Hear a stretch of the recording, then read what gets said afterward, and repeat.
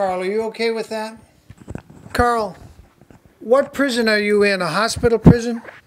Yes, Douglas Hospital. And what province of Canada are you in? Hospital, Montreal. You're near Montreal.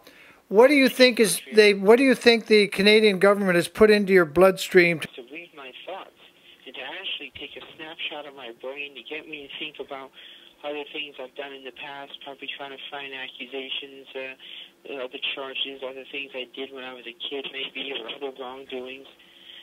They're also probably trying to find out what I fantasize about, what I know about 9/11, other comments I made, friends that I've met, things that I've done during my life, and they want my whole life story. I don't know if it's some kind of project, MK Ultra type thing you're doing, or what they're doing.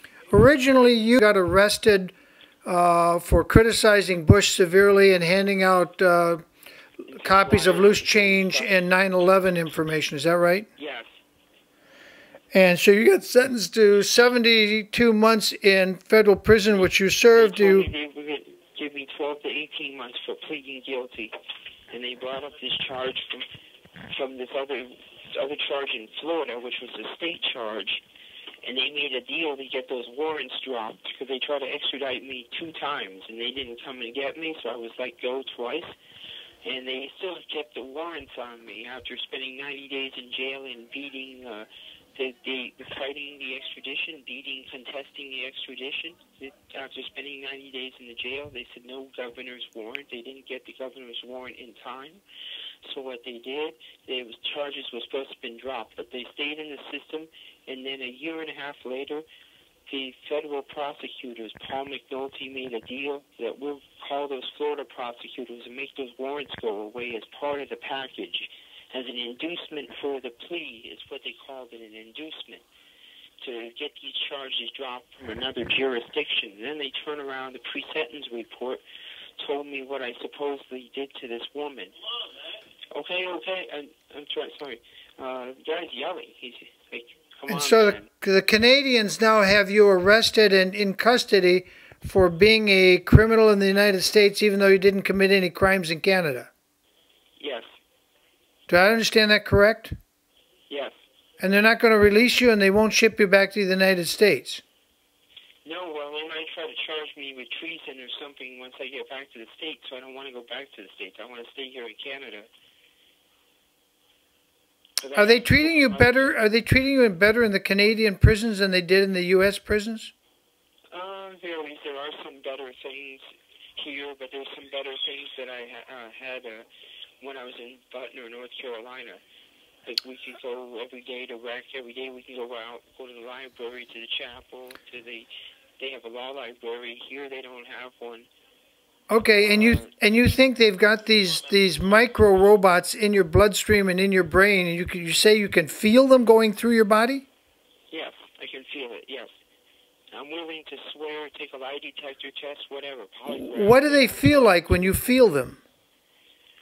Just feel like slowly moving, just coming down. You can just feel them like crawling down my back, and then going also right in my intestines, and that's where they dissolve. And they pass out as gas and stuff.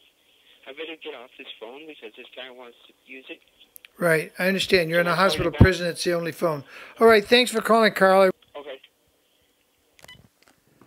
Well, that's Carl.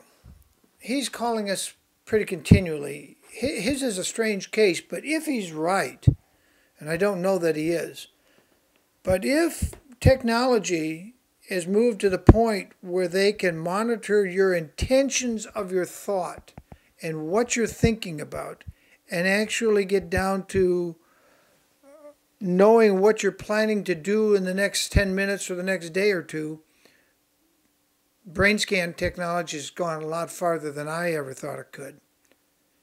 But in this world we're in, where they can flip the vote, they can fly over us with chemtrails and poison our air and people just don't even notice, where politicians can lie to us right to our face, like Jane Harman did about Susan Lindauer, and Bush can say, yes, we got an intelligence report that they got weapons of mass destruction, and people believe the lie and go marching off to die so the bank gangsters can get rich, who knows what's going on? Who can really know what's going on?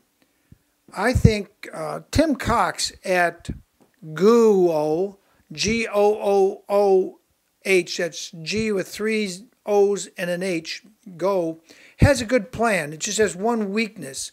The first order of business to those Congress people should be to increase the membership of the House until each district is only 30,000 people per House rep, as the Founding Fathers intended that should be the limit.